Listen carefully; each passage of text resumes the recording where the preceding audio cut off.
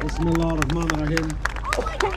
Brothers and sisters, comrades and friends, Assalamu alaikum, peace be on all of you. I only have 2 minutes because the march beckons after Jeremy Corbyn, my esteemed parliamentary colleague. So let me curtail my remarks to these. We have a Defence Secretary, Foxy Liam Fox, mired in a sleazy scandal with his flatmate. What's a man of his age and wealth doing with a flatmate? We have a government mired in economic disaster, standing on the edge of a financial precipice, which the Governor of the Bank of England told us this week was going to take us back to the 1930s, a decade which ended in war and disaster. We have an American economy lying flat on the floor. We have a parade of the former war leaders, the ones who started this whole affair, a sorry and sordid bunch they look, except for Mr. Blair. He's done well out of the war. He's now a multi-millionaire with 5 houses. But to borrow a phrase from my comrade Andrew Murray, there's not enough water in the River Jordan to expunge that damned spot, which will follow him all the way to hell, God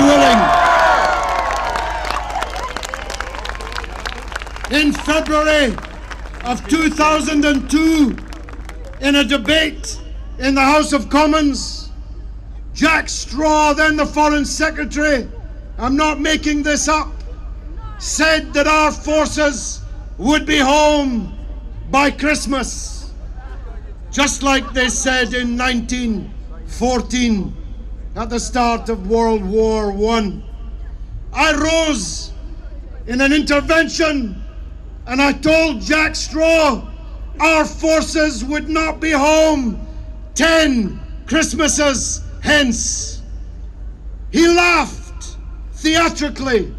It's recorded in Hansard in brackets, laughter. He invited the House to laugh along with him, and oh, how they laughed. But they're not laughing now. And the families of thousands of our servicemen killed, wounded, maimed and marred will never laugh again.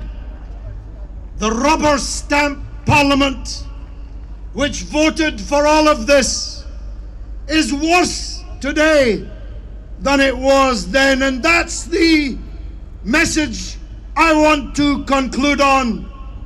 You see, we didn't stop the war, but we discredited it such that the criminal Blair can walk the streets anywhere in the world except the country of which he was Prime Minister 10 years ago.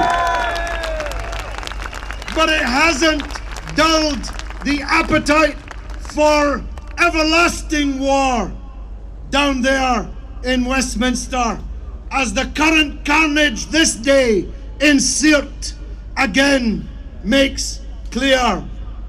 But as long as we tolerate a parliament of poodles with pagers who follow the leaders wherever the leaders want to go, our country will be dragged into still more war. As Orwell said in 1984, Eurasia has always been at war with Oceania. If we don't want Britain always to be at war with the Muslim world, we're going to have to one day get politicians like the next one who's coming, Jeremy Corbyn, in their hundreds in Parliament rather than in numbers you can count on both hands. Wassalamu alaikum. Let's hope we're not still here 10 years from now.